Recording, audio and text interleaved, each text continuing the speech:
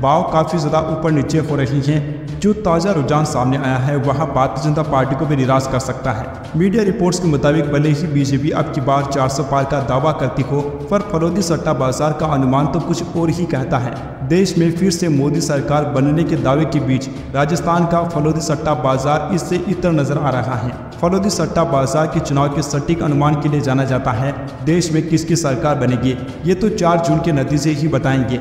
अगर सटोरियों का अनुमान सही होता है तो इसका फर्क कांग्रेस और आम आदमी पार्टी की सीटों पर भी पड़ सकता है। देश में लोकसभा के चुनाव 7 चरणों में हो रहे हैं। हर फेज की वोटिंग के बाद सट्टा बाजार अनुमान लगा रहा है। अगर सट्टा बाजार की माने तो हर चरण में बीजेपी की स्थिति कमजोर पड़ रही है।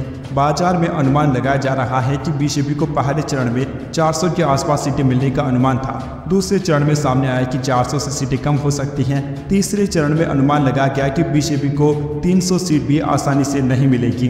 दोस्तों, देश में लोकसभा की कुल 543 सीटें हैं। 3 चरणों में 283 सीटों पर मतदान हुआ और चौथे चरण के साथ ही 379 सीटों पर मतदान पूरा हो चुका है। फरोदी सट्टा बाजार के अनुमान के मुताबिक चौथे चरण के मतदान के बाद यह अनुमान है कि भारतीय जनता पार्टी को 307 से लेकर 310 सीटें मिल सकती हैं।